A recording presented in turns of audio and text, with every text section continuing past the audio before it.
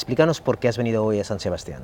Je suis venu à Saint-Sébastien pour une masterclass sur les vins de la maison, pour expliquer, pour rencontrer les sommeliers et les chefs. Et puis demain, nous avons un très beau déjeuner avec Martin Berasategui, qui a été ambassadeur Roderer depuis plus de 10 ans.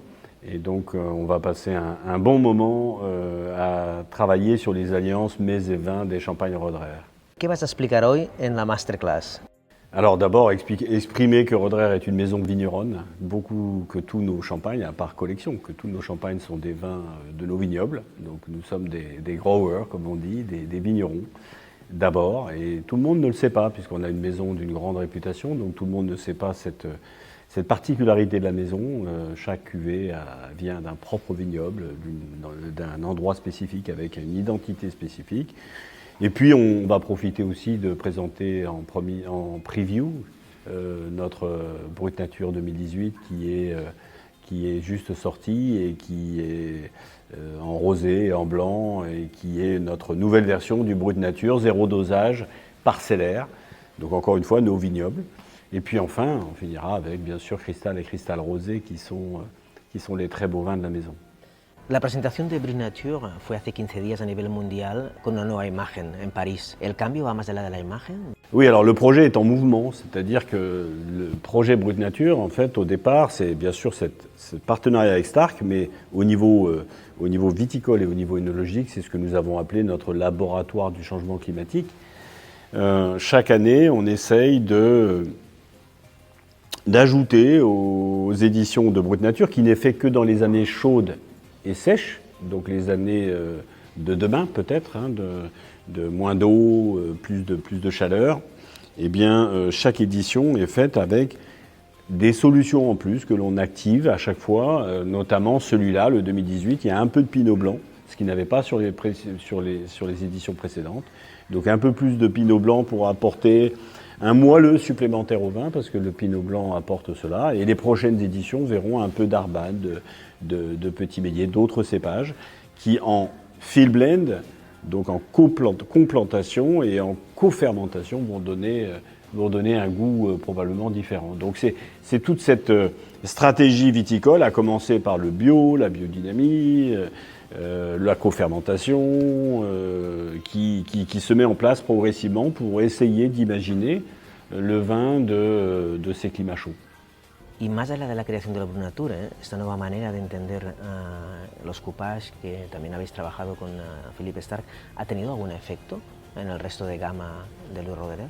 Au niveau Roederer, ça a été très puissant, en fait, cette rencontre entre Philippe Starck et Frédéric Rousseau, qui au départ a été purement design artistique, s'est traduit par cette complicité, essayer de faire un vin qui ressemble peut-être au canon du design de demain, de moins d'énergie, moins de sucre, moins d'étiquettes, plus de respect de l'environnement, plus nature, plus proche du sol, du terroir. Finalement,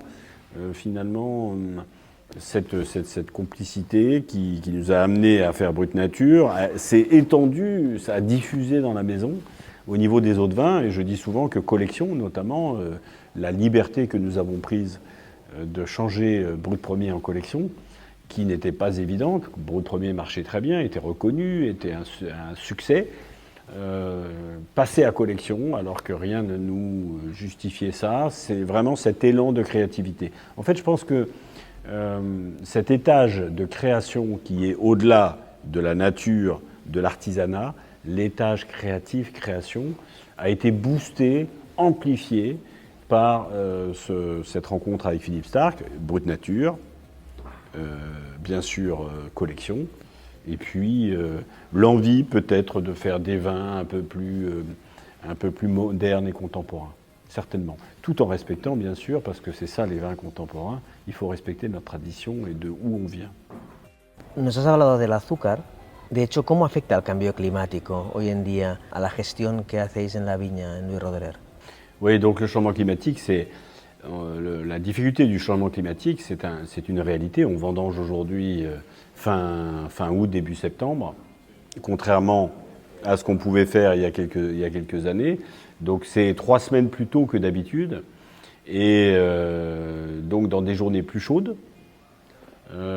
et des moments estivaux où il y a des changements climatiques, des extrêmes qui sont plus violents. On peut avoir des orages, on peut avoir des orages du 15 août par exemple, qui impactent fort à la veille de la vendange et qui peuvent avoir vraiment des conséquences importantes. Donc aujourd'hui, on a cette difficulté. Alors on ne sait pas si on va être plus chaud, plus sec. On sait qu'on va être plus chaud. Est-ce qu'on va être plus sec, plus humide?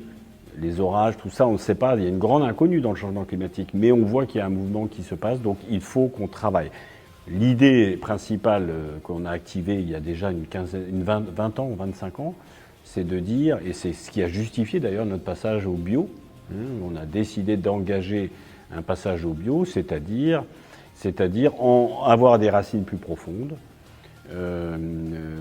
développer un système racinaire plus profond, un sol plus vivant, moins de chimie, moins de travail, moins de fertilisation, pas de fertilisation, sinon des composts organiques, pour véritablement faire descendre la vigne le plus profond possible et qu'elle s'éloigne de la surface. Plus les racines s'éloignent de la surface, moins elles vont être impactées par la chaleur, par la pluie, et les pluies un peu estivales qu'il peut y avoir, violentes qu'on peut avoir au 15 août, généralement ne pénètrent pas en profondeur. Elles restent en surface, il y a tellement d'eau d'un seul moment que ça va couler, comme en Méditerranée. On a peu de diffusion dans la profondeur du sol. Ce qui compte pour la racine, c'est sur la nappe phréatique, en fait, la nature profonde du sol. Donc voilà, donc première adaptation, un sol vivant, un enracinement profond, ça c'est la première adaptation fondamentale qu'on a fait il y a 25 ans. Deuxième adaptation, choisir le matériel végétal qui va bien et revoir les tailles aussi pour qu'on ait un petit peu moins de feuilles, un petit peu moins de panneaux solaires, un petit peu moins de captation de soleil, un petit peu moins de sucre. Donc là, on travaille sur des tailles plus courtes, on travaille sur des densités plus hautes pour avoir moins de raisins par pied, moins de feuilles par pied, pour réduire la machine. En fait, il faut tout penser pour réduire la machine solaire. Donc voilà, des actions sur le feuillage, on ne tresse plus, on tresse au lieu de couper les raisins parfois, de couper les feuilles parfois pour faire moins de feuilles. On cherche à avoir moins de feuilles pour avoir moins de sucre. Ça, c'est une deuxième action. La troisième action, c'est la partie matériel végétal. Là, trouver des sélections massales qui vont être moins dynamiques. On a sur un même pinot noir, entre deux pinots noirs, le plus hâtif et le plus précoce et le plus tardif, on peut avoir 10 à 15 jours de différence. Donc ça, c'est beaucoup. Si on gagne 10 à 15 jours de maturité, on peut pousser les maturités et ralentir le système. Donc tout le travail, c'est amusant parce que dans les années 70-80, on n'avait qu'une obsession, c'est accélérer le système. C'est-à-dire rentrer du soleil pour mûrir, parce qu'on ne mûrissait pas. Et aujourd'hui, on est à l'inverse. C'est pour ça que je dis souvent en anglais, je dis « struggle for ripeness » dans les 70s. Aujourd'hui, on « fight for freshness ». Donc tout doit être fait pour maintenir la fraîcheur, maintenir la précision, avoir des vins moins lourds, parfumés. Voilà, toute cette action, elle est importante et ça va jusqu'au dosage.